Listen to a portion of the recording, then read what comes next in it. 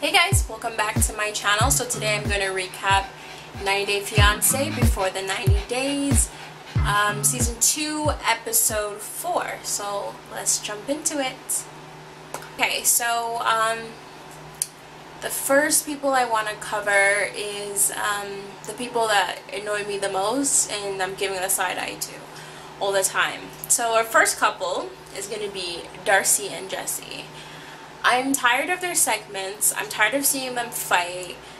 It's like they're never happy. They're always arguing. They argue in front of people. You would think that if I'm going to be in front of my family, my sister, and we're getting into an argument, that I make sure that we kind of save face. But no, they constantly argue.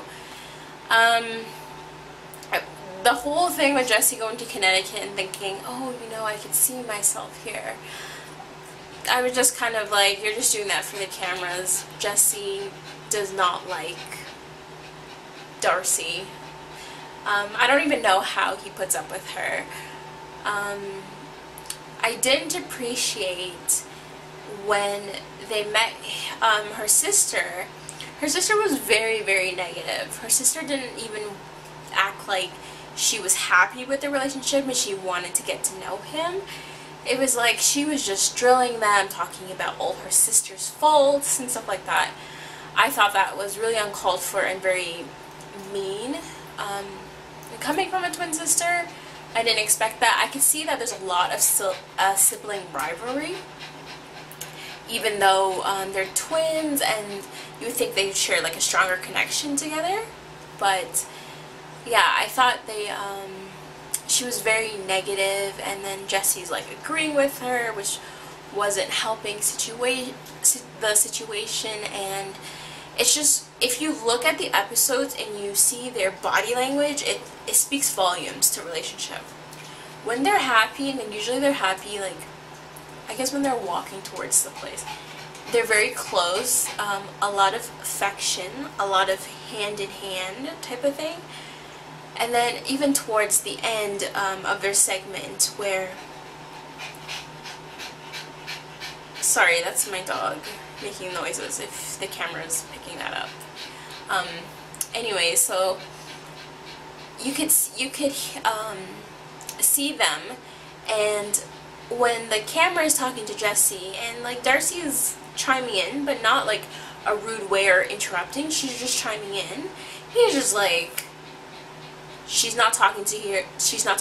Did you hear me talking? Why are you speaking? Super controlling and super scary for someone to be in that situation. And then you can kind of see them like slowly apart. And then like Darcy's over here and Jesse's over here, and I felt like, how do they like come together? How do they sleep in the same bed? How do they look at each other without wanting to, like, I don't know, like punch someone out or something? I don't condone domestic violence, but like, I just feel like they shouldn't be together. Jesse's not going to be a father. Jesse does not want to be a father, and Darcy's in this la la land of like, Jesse's my future husband type of thing. So in the next episode, they're going to continue to fight, so I'm not looking forward to that. So that segment's done. So let's get into our next segment. Paul and Karine. Oh my gosh. Karine is 21, but yet she acts like she's pushing 15.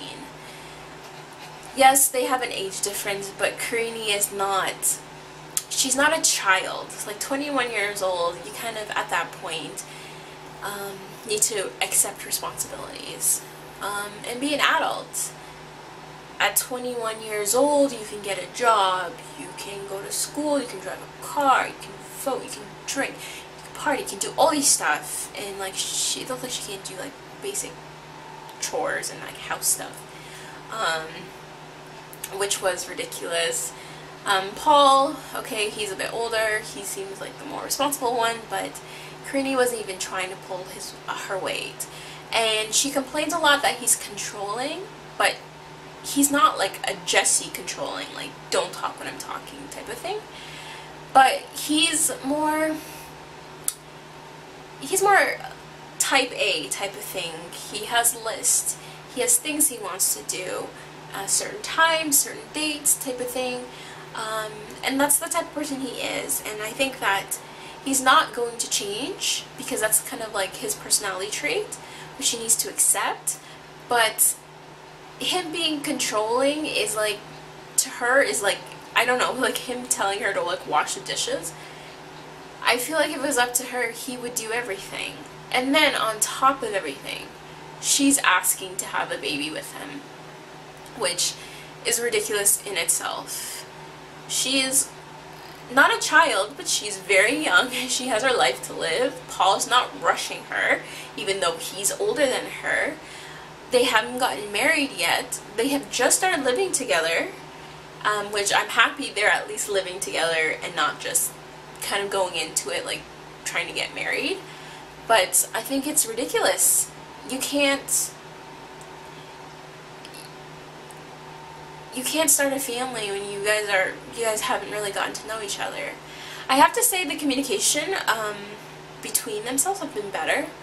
I think Paul is improving in his Portuguese and Karini's improving in her English, where they can have like micro conversations. But otherwise than that, I think there's a potential for the relationship to last. But even though Paul, he has his little criminal past, he's a little bit anal with things, Karini needs to grow up. Karini is going to be a wife very soon, and she needs to start acting like not necessarily a wife, but a responsible adult and not a kid. All the stuffed animals in their place, remove them to a corner. I have nothing against stuffed animals, but you shouldn't be sleeping all day and stuff like that. That's for someone who's like living a carefree life, and she's going to become a wife with responsibilities and stuff like this. And I hope she knows that like going into America is not going to be easy for her, that she's just kind of going to be a stay-at-home wife and do nothing. So their storyline is getting a little bit better, but I'm still not feeling them as a couple. So let's jump in to our next couple. So John and Rachel. Their storyline was kind of annoying me as well. So I don't understand why Rachel expects John to get like this whole dad thing down pack in 2 weeks. That's very unrealistic and very selfish of her to think that. It's not like someone, you were just given a baby and said like you have 2 weeks to know everything you need to know about a child. And John needs more than 2 weeks. He thought you squeezed a baby to burp the baby. Like, he's gonna need lots of time, and he's not gonna get it. So he's kind of there as like a temporary caregiver of Lucy. He can't be her father. He's not going to be there full time. And being a 2-week dad is not being a dad.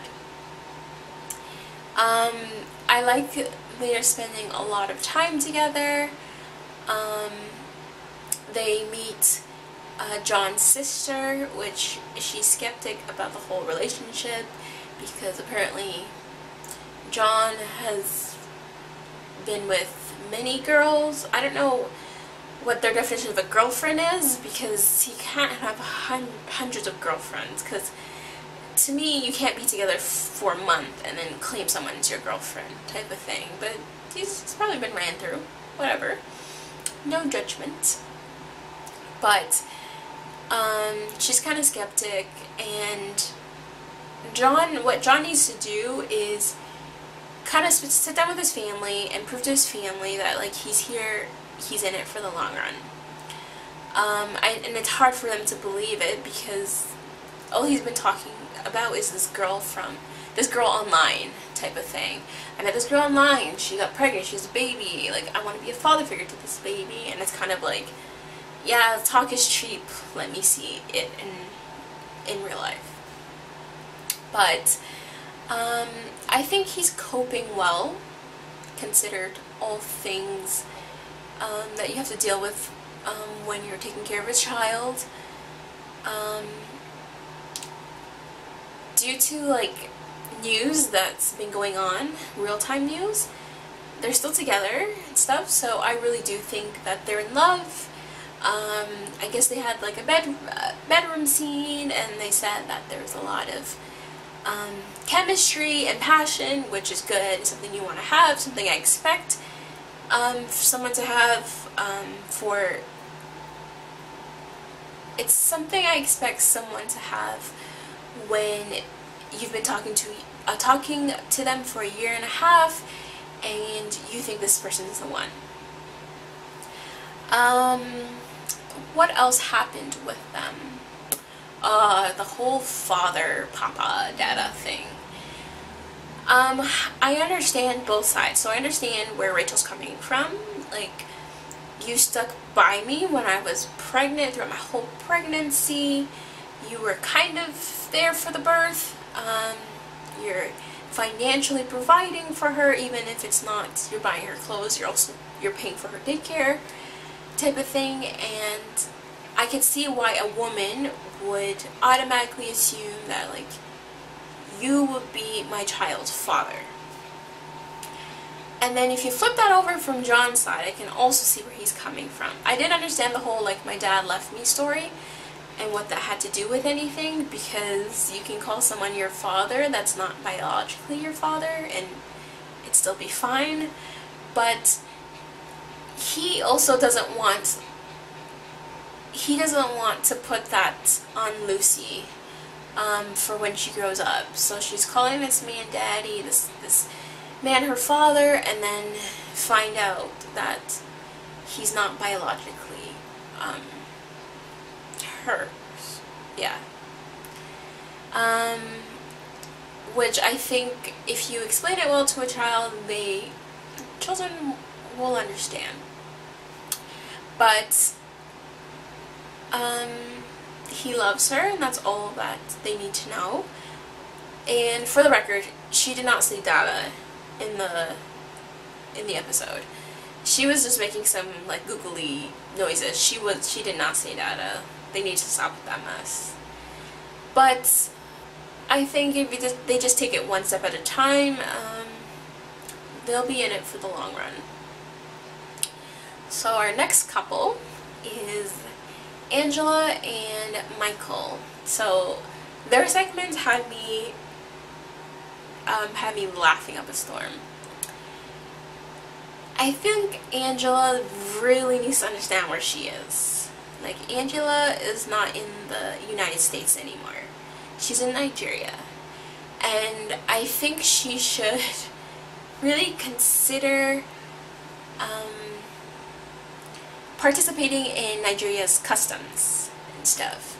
She's not Nigerian, she doesn't have to be Nigerian, she doesn't have to speak their language, but I didn't think it was wrong for Michael to kind of let her know, like, here is our traditional dress, like, why don't you wear this and stuff like this.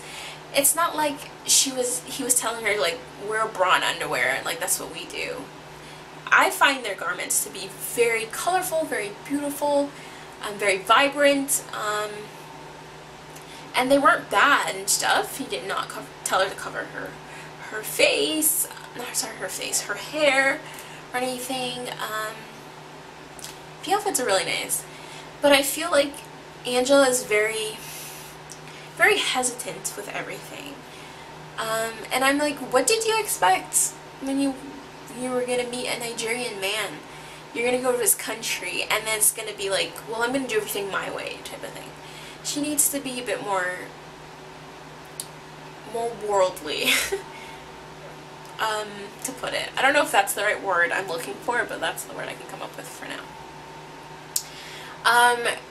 So Angela meets Michael's mom, and I don't know with these parents, are they really genuinely happy, or are they happy that this person is going to lead their child to a better life and stuff. But his mom was very happy.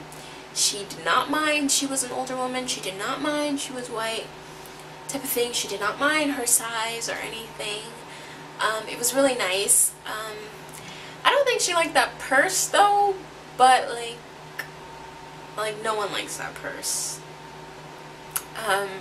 The one that Angela actually had was better than the one that she gave his mom. Sorry about that, I had to just change my camera battery. So yeah, so she met his mom, and everything seemed to be relatively good. It was really funny when his mom offered her that plate of snails, and she eats it, and she reminds me so much of Nicole, burger fries type of person. And she's like, Michael, take this out of my mouth. And I'm like,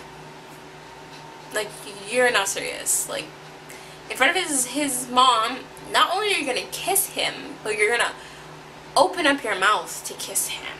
Like, there has to be some tongue movement in there in front of his mom. And I thought she was just gonna like take a napkin and just like wipe it and be like, oh, everything's good. But they had some gross kiss going on, and I thought it was like gross, in front of his mom, which I thought that was weird. And she was not feeling the food, which you just kind of have to, I can understand like you not liking food and stuff, but she just needs to be a bit more open to new culture. It was funny also in the store. I didn't really know she was really that, what's the word I want to say?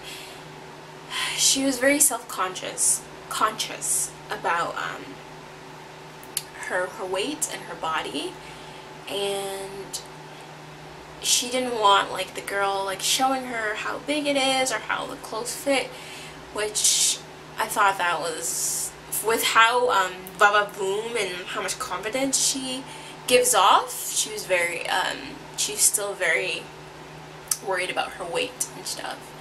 And Michael did not help by calling her fat. And you can't chalk this up to Nigerian culture, blah blah blah. Like, a man knows, like, you should never call a woman fat or talk about their weight or their size or anything to do with their body. And she gave him a quick smack, and to tell him like, hey, watch that out, watch what you say. And Michael, like, why are you surprised? You know how she is. You know that she wouldn't let that stuff slide. Like, you couldn't just tell her anything and she would just be like, okay, that's okay. But I think Michael has tunnel vision, and Michael's just thinking about, when I go to America, I'm gonna start a business and everything's gonna be okay. So that's kind of it with that couple. The next couple I want to talk about, which had me sad, is Ricky and Melissa. So, you know, every time there's a new couple appearing, there's a new couple segment that's gonna show, TLC has like the that image of the couple standing together, and usually where they are, whether it's in America or in like their country or whatnot. Did you notice that Ricky is always standing, his segment is like by himself all the time? It was like once Molly and Louise broke up, it was just Molly segment, and when Nicole was in America and Azin was in Morocco, it was just Nicole. Well, it's just Ricky. And Ricky, everyone could have told you that. Melissa don't want you. Melissa wants your money that you were sending her, but she doesn't want you. She's not looking to be a mother to your children. She's not looking to be your wife. I don't know where he got that from. And at this point, like, I think he's like delusional and desperate and needy, and it's such a turn off. Like, Ricky, to me he seems like such a nice guy, but the little antics that he's going on with is turning me off. Waiting 2.5 hours for some girl, and that just screams desperation. It's bad. He is going out because it's his first kind of full day in Colombia. He's going out to, I forgot where he was visiting, but it was like sightseeing, it was market, things for him to do as a tourist. He tells Melissa, I'm going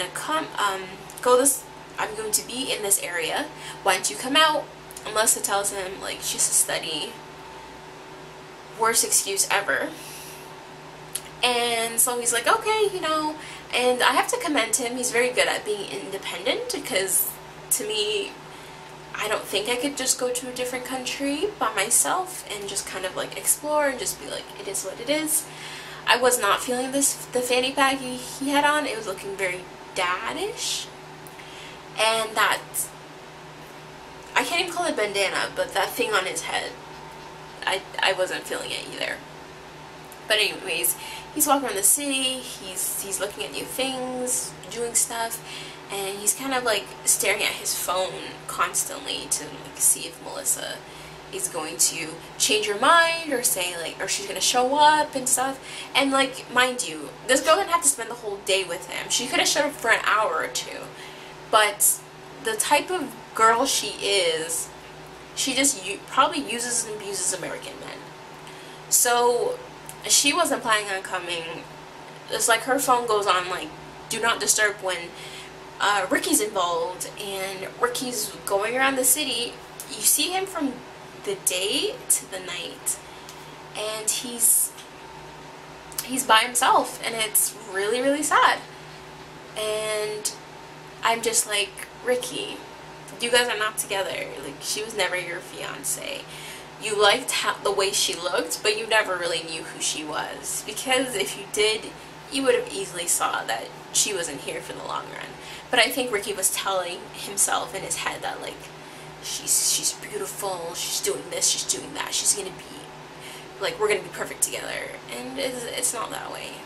So Ricky better not talk to her or call her or anything. And I'm glad next episode he's gonna be real with his friends and family, because I don't know what he's been telling them so far, but he's gonna come home disappointed and everyone's gonna have like 1,000 questions. So I'm glad that that is over and done with. So the next couple, and I think the last couple that we're going to talk about, is Hazel and Tariq. So Tariq unfortunately is not getting what he wanted, and I say that to say like, as in he was expecting to get this girl that was like, that would really, really miss him. I'm not too sure if he expected intimacy, but she's very shy and stuff, and I don't know, he thought that like they were just gonna go sightseeing, go all over the Philippines and stuff, and then he's gonna like, I guess, propose to her or something, and they're gonna be together, and then he's gonna send for her. At Tariq, it's nothing like that. Hazel has her own goals in mind, and all that Hazel wants to know is that you weren't talking to your ex and that you're only looking at her. The way that his Asian fetish sometimes come across, I could picture Hazel being threatened because he sees what if he sees another gorgeous Filipino girl? What would make Tariq stay with Hazel, type of thing. They've only been talking for few weeks, maybe a few months at most, but like, this is not like they've been invested in stuff. She's even shy to go on like webcam. So he meets her family, or her mom and dad, and I guess a big thing for them is religion, because they were very religious. And Tariq is not religious, but it's not like he does not believe in God. But let's just say he doesn't go to church every Sunday, and he doesn't regularly walk with the Bible.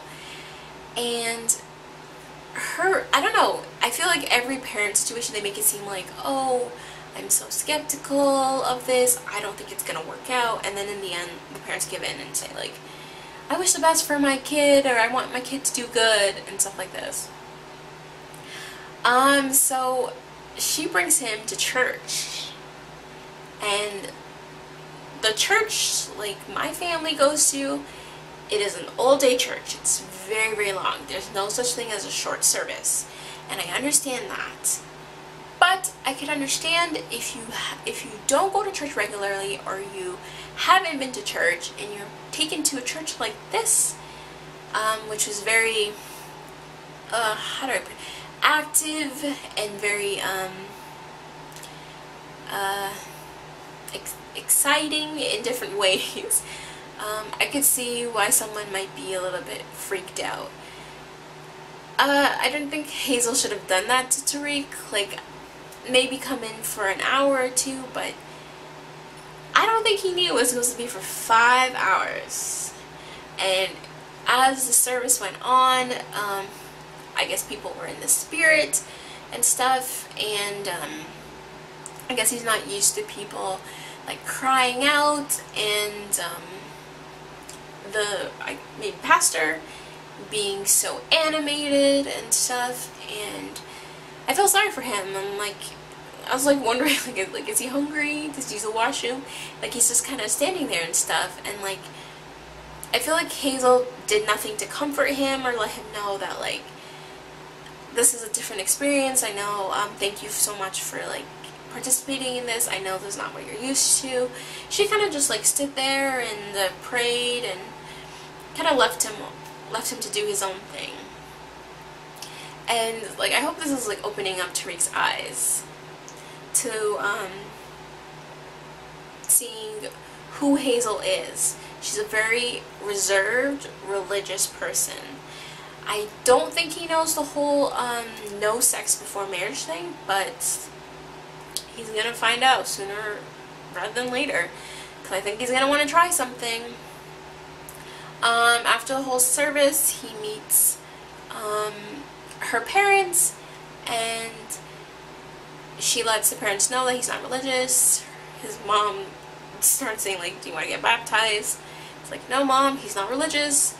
And her mom just kind of like chucked this up to like, I'm going to pray for him. And that's all you can ask for. I hope now they've gotten the parents out of the way, they got like kind of being together like alone for a bit, they can kind of explore the Philippines and kind of get to know each other. I'm not happy with the next episode with his brother. His brother seems like such a big asshole, like this obnoxious guy. And Hazel cries, and so I'm very interested to see what happens there. So I think, because I'm just trying to think off the top of my head, that is all the couples on this episode. So with that being said, don't forget to like, comment, and subscribe. Thanks for watching.